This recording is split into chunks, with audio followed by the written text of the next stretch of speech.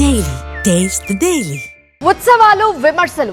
Yes, Vijayawada Utsav పై political war continue అవుతోంది. ఉత్సవ్ పేరుతో దేవుడి భూములను కొట్టేయాలని టీడీపీ నేతలు చూస్తున్నారని వైసీపీ ఆరోపిస్తుంటే, ఈ వేడుకల్ని అడ్డుకునేందుకు వైసీపీ నేతలు కుట్రలు చేస్తున్నారని టీడీపీ కౌంటర్ ఇస్తోంది. ఉత్సవ్ చుట్టూ సాగుతున్న ఈ ఆరోపణలు ప్రత్యారోపణలతో పొలిటికల్ హిట్ నెక్స్ట్ లెవెల్ కి చేరింది. దసరా ఉత్సవం పొలిటికల్ సమరం అన్నట్టుగా బెజవాడలో పరిస్థితులు కనిపిస్తున్నాయి. విజయవాడ ఉత్సవ్ పై రాజకీయ దుమారం నడుస్తోంది. ఉత్సవ్ పేరుతో టీడీపీ నేతలు కోట్లు దోచుకుంటున్నారని మాజీ మంత్రి వెల్లంపల్లి శ్రీనివాస్ ఆరోపించారు. దేవుడి స్థలాలను రియల్ ఎస్టేట్ వ్యాపారాలకు వాడుకుంటున్నారని మండిపడ్డారు. ఏంటండి రేట్లు ఏంటండి? మీరు 40 ఎకరాలకి 45 లక్షలు ఇచ్చేసి మేము బాగా ఇచ్చేసామని చెప్పుకున్నారు కదా. 10x10 సైజు వచ్చి 3.5 లక్షలు అంటండి 56 రోజులకి.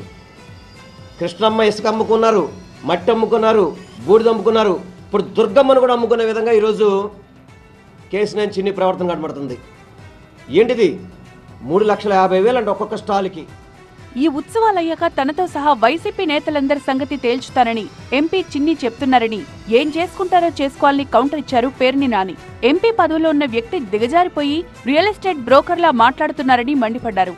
ఘనంగా చెప్తున్నాంట, అస్సలు ఈ పేరు నాని కానీ, అవినాష్ కానీ, ఎల్లంపల్లి కానీ, విష్ణు కానీ నేను ఇప్పుడు దాకా అసలు దాన్ని దృష్టి పెట్టలేదు. అసలు ఈ ఉత్సవాలు అయిపోయి, రేపు ఈ గొల్లపూడిలో ఉత్సవాలు అయిపోయి, అసలు ఇలా సంగతి తేల్చాను. ఏంటి నువ్వు తేల్చేది? నువ్వు లెక్కెట్టుకో ముందు ఈ పాపాలు ఇవన్నీ.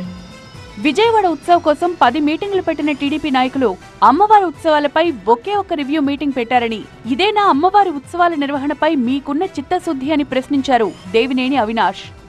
మీరు ఏదైతే డబ్బులు దండుకోవటానికి చేస్తున్న విజయవాడ ఉత్సవాలకి ఎన్ని మీటింగులు పెట్టారు మురళీ ఫార్చ్యూన్లో? ఇప్పుడు ఒక 10 మీటింగులు అవ్వాలా? 10 మీటింగులు పెట్టి ఫిలిం స్టార్ని పిలిపించి దాన్ని ఏదో గొప్పగా ఇనాగరేషన్ చేయలా?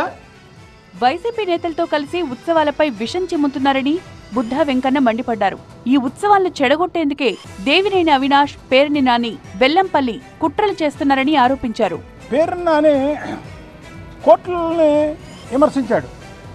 నేను చూసాను, చాలా తప్పు. ఎలాగంటే కోర్టులో స్టే వచ్చింది, స్టే వస్తే హైదరాబాద్ నుంచి స్టే తీపిచ్చారు. అంటే కోర్టులో ఇన్ఫ్లుయెన్స్ ఉపయోగపడిద్దా? ఒకటి, ప్రజలకు అనుకూలంగా తీర్పిస్తే హైదరాబాద్ నుంచి రికమెండ్ చేయించుకున్నారు.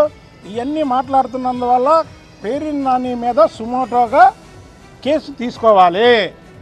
లేని పక్షంలో అతని మీద తెలుగు విజయవాడ ప్రజలే కేసు పెడతారు. ఎందుకంటే కోర్టులను విమర్శించడం మామూలు కాదు.